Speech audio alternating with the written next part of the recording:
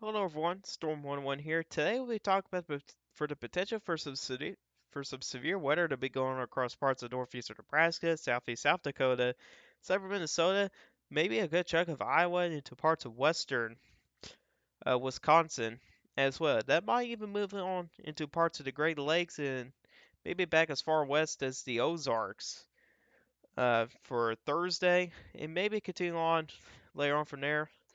We're not sure about that yet. But the main focus today is going to be Wednesday. But let's go through today and tomorrow on the SPC Outlook here. So this is for the rest of tonight here. We got a couple margin risks. We got one in parts of the Mid-Atlantic and Northeast. And then here's a very interesting area for this margin risk across parts of New Mexico, Arizona, and even to parts of southeastern Nevada and southwestern Utah. They haven't really seen much of any severe weather in months, and I mean months. And especially for Arizona, they actually had their first slight risk maybe for the year. I mean, that's kind of insane there. Doesn't happen often down there, but it's been a while for those folks for some severe weather. Let's move on to tomorrow. You got a couple slight risks. You got one in southern Montana to northeastern Wyoming. You got another slight risk for east central Pennsylvania, with a marginal risk surrounding it to parts of the Ohio Valley and northeast. Then you got that marginal risk surrounding that other slight risk back in the west that does extend to parts of the upper Midwest. And then you got another marginal risk area for parts of the desert southwest. Primary threats on this day here looks like the tornado threat might be more focused across the northeast. Damage winds will also be there, and the hail threat will probably stay back across parts of the plains in Midwest as well. But the main day, day 3, which is Wednesday, we got a slight risk for severe weather for eastern South Dakota, the southern half of Minnesota, western Wisconsin, and most of Iowa here. They do not have any significant probabilities on there yet. There might be a chance for some significant severe weather there. So let's take a look at two of the models here. So we're going to get started off with the NAM here. So what's going to be happening here is we're going to see a strong shortwave trough here that moves in to parts of the plains here and eventually into parts of the Midwest. And you'll see it here as we kind of move on to Wednesday here. Here comes your shortwave trough here. You do have a couple of cluster of storms here. We need to watch those storms because they could produce damaging winds, maybe some hail, and maybe for some chance for some tornadoes. But the primary focus here is going to be across parts of Minnesota and Iowa. And we got to watch for the potential for any discrete cells as well. And at this point here, the NAM does show a couple cluster of storms. And now, if this is the case here, the chances for tornadoes would be lower here, especially if the cluster of thunderstorms come through late afternoon.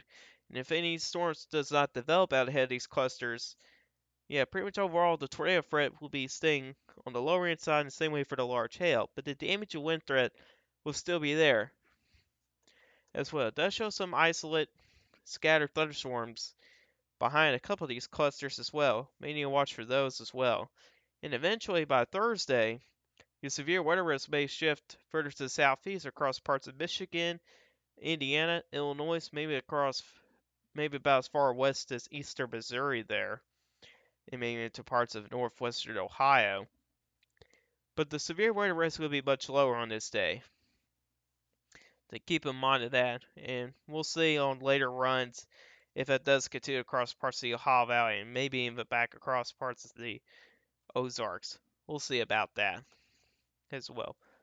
But let's kind of check out the environment here from the NAM here. We're actually going to take a look at the surface-based CAPE here because there is going to be quite a bit of CAPE in parts of Iowa. So you can see here, Wednesday evening or late afternoon, you have some areas that got over 4,000 joules per kilogram of CAPE. Even some places are 5,100. That's plenty of CAPE to work with. But if we go a little further north, it's much less. But it's still a favorable environment here for severe weather. I mean, the sounding we're going to look at is still favorable with how much CAPE's out there is for some severe weather. And this is not really a good sounding here to choose, so we're actually going to choose a different one here we're actually going to east central parts of Iowa here.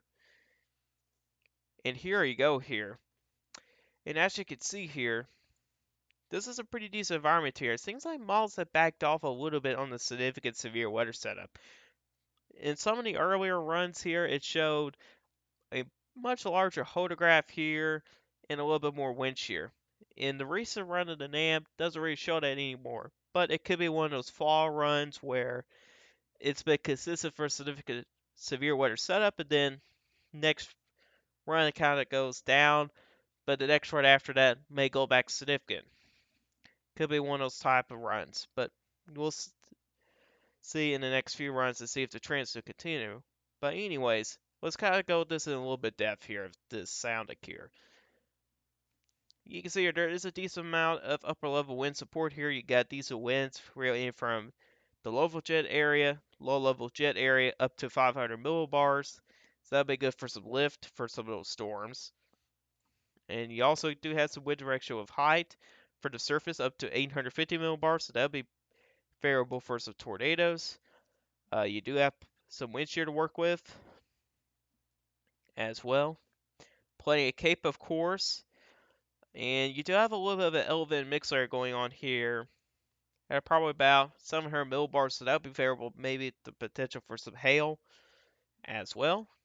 You do have a pretty good hodograph here, as you can see there. It's got a decent curve there. Uh, and also for the damage and wind side effects, you got plenty of downdraft cape, 1200. That's pretty high. You also got strong low level lap rates. That's also favorable for damage and winds. 3 cape number 182. That's decently high as well. You also do have the dew point and temperature lines spread apart at the surface. But one thing I do see in the sounding, though, that might become a limiting factor here at 850 millibars. My very slight cap, but since it's a very slight cap, I've hit the source with blow for that cap since it's pretty weak, so I don't think it's really going to affect too much on the severe weather setup. But if it does trend stronger, the severe threat could significantly decrease if that's going to be the case there. But it's something to watch there as well. But let's kind of check out the supercell composite here. And this is a combination of cape and wind shear. That's what all it is. You can see here, pretty pretty decent environment here for supercells, really anywhere from western Wisconsin down across parts of northern Iowa as well. If we do get a couple soundings here, so if we go out to southeastern Minnesota, see what we get here. And this is where we're going to get closer to some of that greater wind shear here at this point. And you can see here, now the cape numbers will be lower, but it is closer to some of that wind shear, some of that better wind shear values.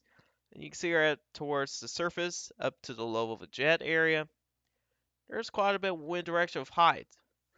There is still a little bit of slight cap, but I think it's going to blow for that cap, to be honest. You definitely got a better hodograph in place, more wind shear to work with, less cape, but still favorable for some severe weather. Downdraft cape, 600, that's okay. It ain't too bad. But 3 cape number though, 240, that's pretty high. I actually never seen that high before. Uh, Low of the lap rates, a little bit on the weaker side. So this will be a favorable environment here pretty much for tornadoes. And also for a chance for high precipitation mode storms, like high precipitation mode supercells. It's not really a favorable environment here for large hail. There's not really much of elevated mix layer, and also there's not a really strong updraft, at least in the low levels.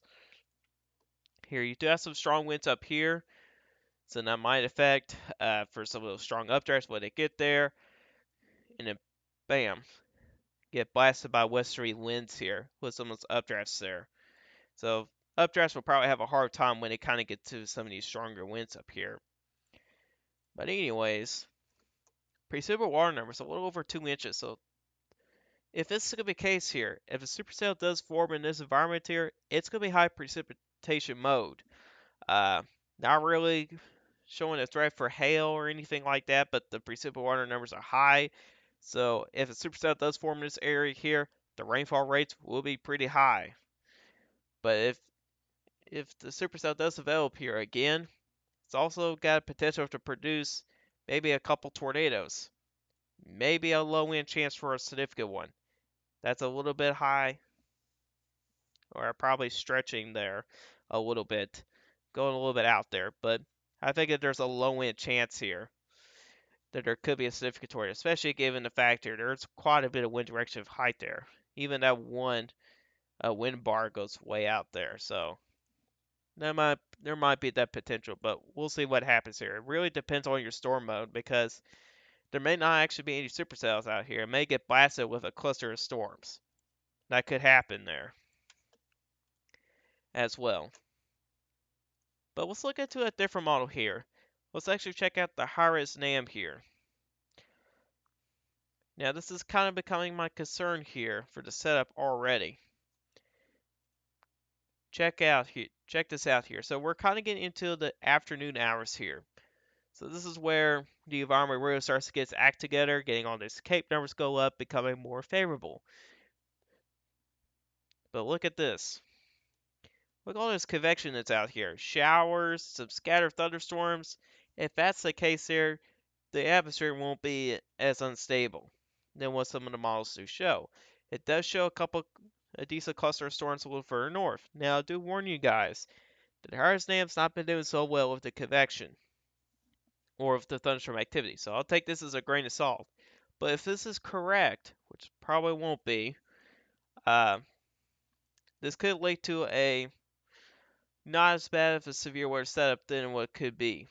I mean, you got quite a bit of thunderstorm activity out here, but you do have to watch for some of these storms, though. I mean, some of these storms right here might become slightly tornadic storms, since since it will be in a high wind shear environment here.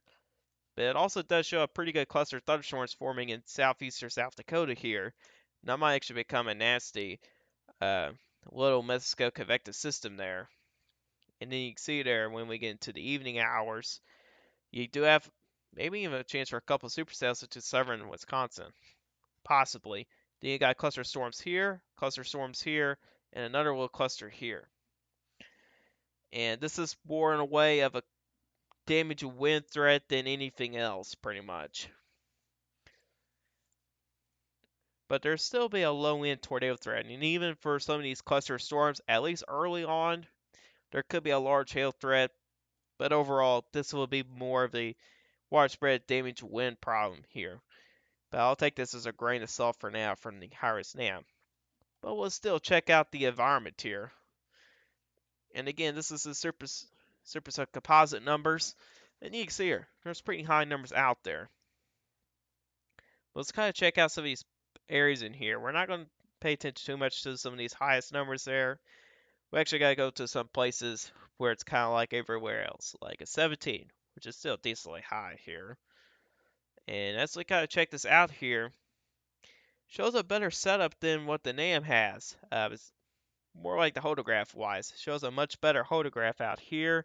There's actually much more wind shear to work with, at least in the 3 kilometer in EFF inflow, which I actually do not know what that stands for, but there's still a decent amount of wind shear either way. Downdraft cape is there, 853. There's a decent amount of cape. Uh, there is a little bit of elevated mix layer just above 500 millibars, so that could lead to some hail out there. You also do have a little bit of a split at the surface here, which that could lead to some damage winds. And again, a slight cap there, but I think the storms will be able to blow through that cap, especially with the instability numbers we're kind of looking at here. There's also a decent amount of upper level wind support, so I don't think that cap won't be too much of a problem here. But there's also not a whole lot of wind direction high. Well, there is. You got winds to the surface that come from the south, and then when we get to 850 millibars, comes from the southwest here, so that could create a little bit of wind shear out there, out there. But overall, this is not a bad sounding gear. This will be favorable for all hazards. Chance for some tornadoes, maybe one of them might be strong, just given the fact there is some quite a bit of wind shear out there, especially to stormy rate of Felicia numbers. I mean, above 500, that's pretty high. Uh, but yeah, all hazards seems to be possible in this sounding there. A little bit different than what the NAMs has to say. Let's actually check out some of the supercells that are out in southern Wisconsin. So we'll go out there, see what's happening out there, and you can see her. Oh yeah, there is a lot of cape to work with. Yeah, check that out, 5200. A lot of cape. But there's also a little bit of wind direction with height there, but the wind speeds and in the wind shear is not as strong there. The upper level winds up there is not as strong as what it is back in Iowa, and the hodograph is much smaller. So these might just be scattered thunderstorm variety storms. Could be popcorn types as well. But it seems like they may have a chance to produce maybe some damage winds. Downdraft Cape's 883, and there is some decent low lap rate, so this will probably be a favorable environment here for damage winds, and there could be some hail out there as well. It ain't a bad sounding. But the tornado threat on that sounding might be on the low end side. There is some story to releasing numbers. They're a little bit up there. 134, 252, and 172. That ain't too bad. But I'll say that's probably a low-end tornado risk compared to what's going to be going on back in Iowa. Let's get one more here. We'll get into Northwestern Iowa. We'll see what's got up there.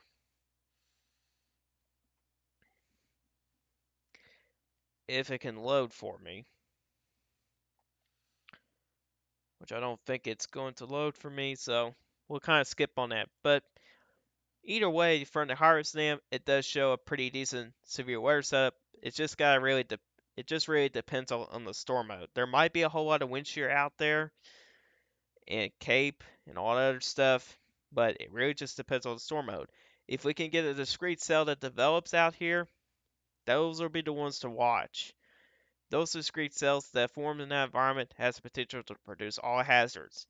Large hail, damage winds, and even several few tornadoes are also possible. But this model is spitting out more of clusters of storms, which can decrease the tornado potential. Typically, storm clusters don't really produce tornadoes that much.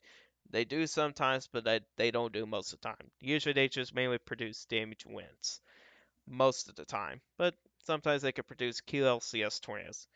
It does happen too. Last model we're going to take a look at is the rapid refresh. We're not going to take a look at reflectivity because it does a terrible job. And it's always overdone with reflectivity, so we're just going to ignore that for now. We're just going to look into its environment here and just kind of compare it to some of the other models to see what they say. So let's go to southern Minnesota here. See what it shows here.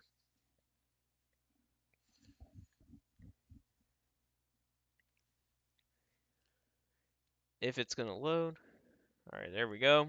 And you can see here with this sounding here, it's not that impressive. It actually doesn't show as good as environment as some of the other models show, but we'll also take a look to some other ones as well. And you can see here Cape, close to 3,000, that's favorable. Not a whole lot of wind shear, especially at 1 kilometer here. 133, that's not favorable for tornadoes. We consider 150 and above with story to velocity numbers to be favorable for tornadoes, which at 3 kilometers and in the inflow layer seems favorable. And shear and knots is also not that great. Downdraft Cape, not really favorable for damage winds either, although it does have some upper level wind support, so there might be a chance for some gusty thunderstorms. And plus, the hodograph is pretty small, so this is not that really an impressive sounding here. It really isn't. And it also still shows that cap going on there, but it's pretty weak overall. But let's kind of get over to a little bit more favorable environment. Let's go into parts of northern Iowa and see what we get there. Again, it'll take a moment to load here. And we'll see what we get. Alright. Better than the last one. I'll say that at least. So, pretty decent hodograph here. Critical angle number is 74. Wind shear not. Again, it's okay. There is plenty of story to velocity numbers out there, so that's good for some severe weather. 3 Cape number 74, that's favorable. Low level lap rates might become a little bit of a factor here, but downdraft Cape is 953. And there's also a little bit of an elevated mix layer between 500 and 850 millibars, so there could be some hail. There's also a decent amount of upper wind support.